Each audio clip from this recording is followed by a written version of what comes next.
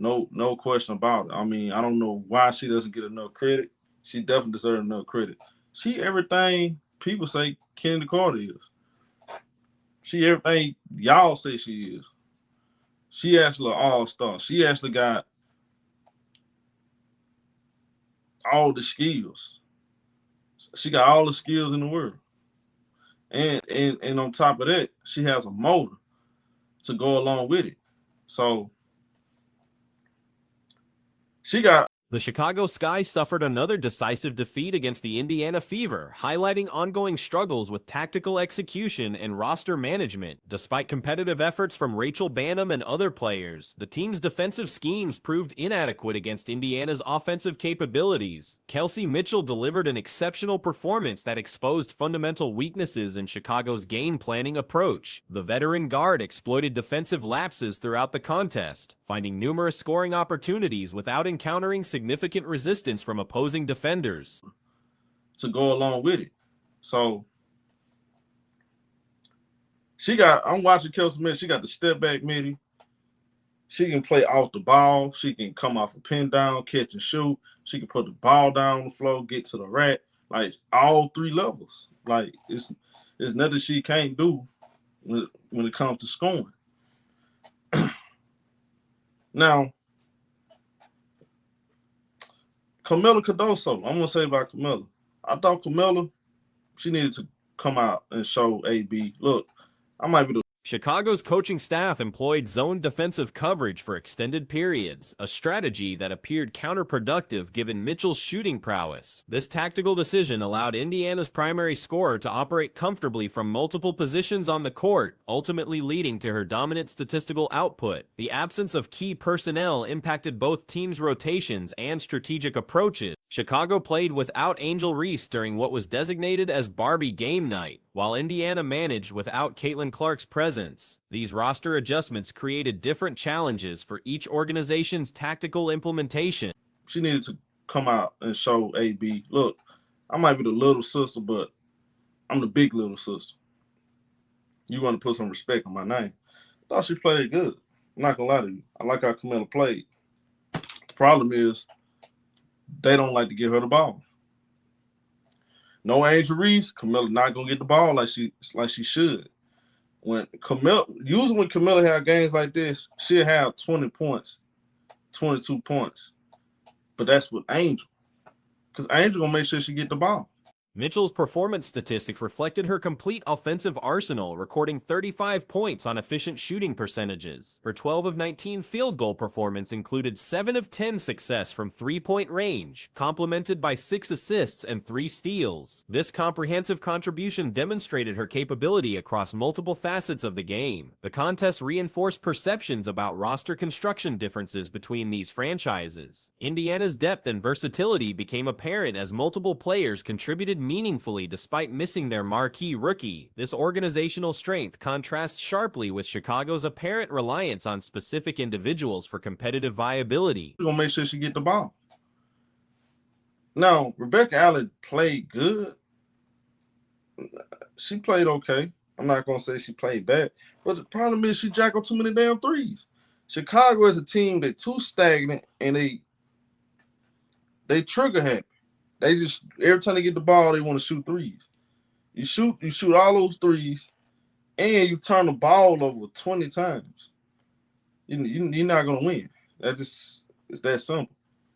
Camila Cardoso showed promising moments during limited opportunities, suggesting potential for expanded contributions with increased involvement.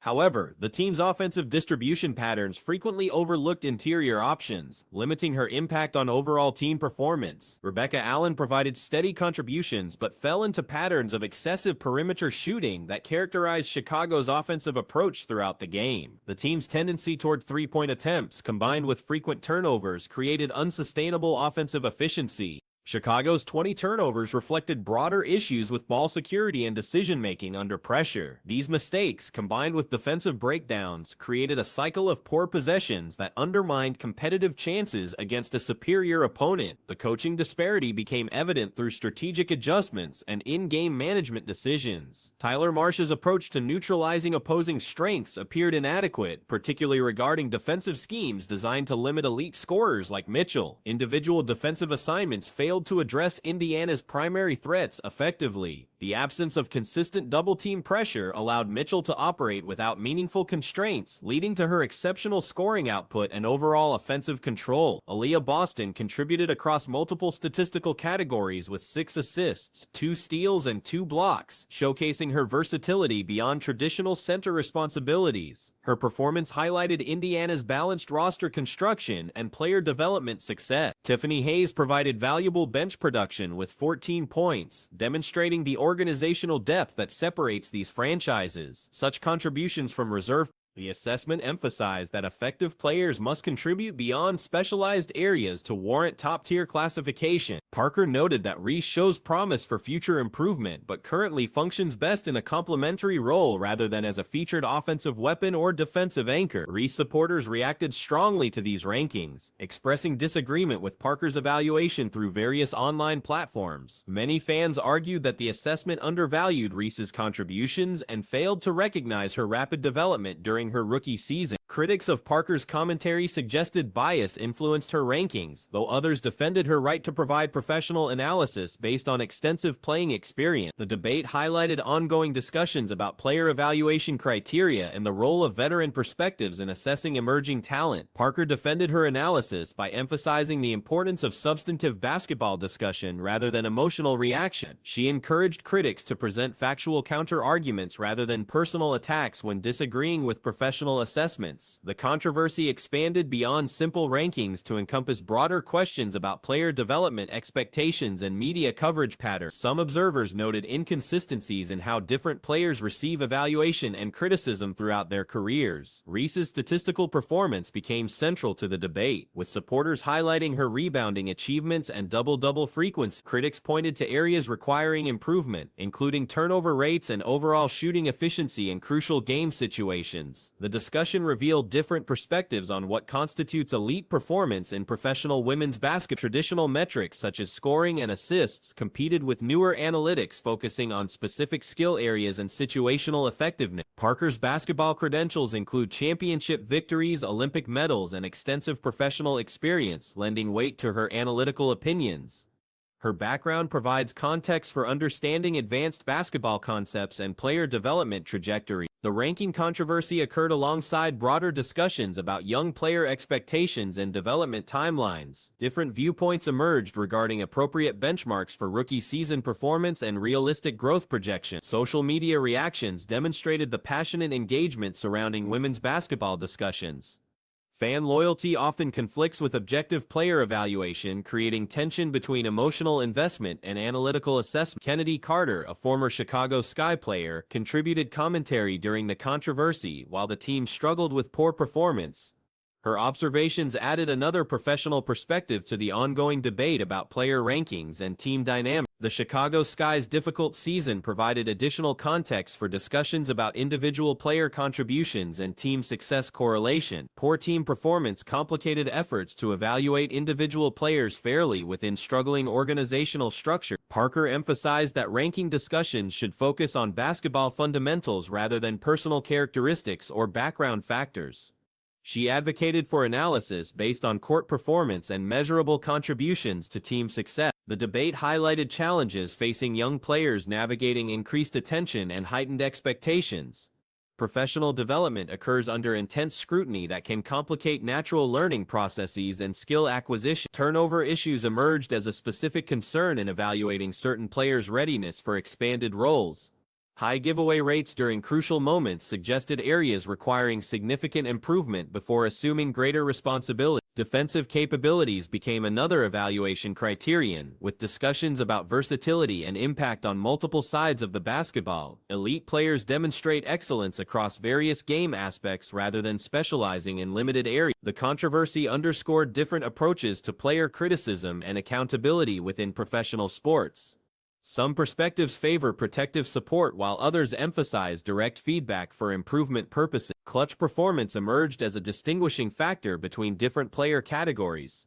Late-game effectiveness often separates good players from elite performers who embrace pressure situations rather than avoiding. Fan reactions revealed generational differences in basketball evaluation criteria and acceptable forms of criticism. Younger audiences sometimes prioritize different metrics compared to traditional basketball analysis approaches. The discussion expanded to include comparisons between current players and historical stars, though such comparisons often prove problematic due to different eras and playing conditions.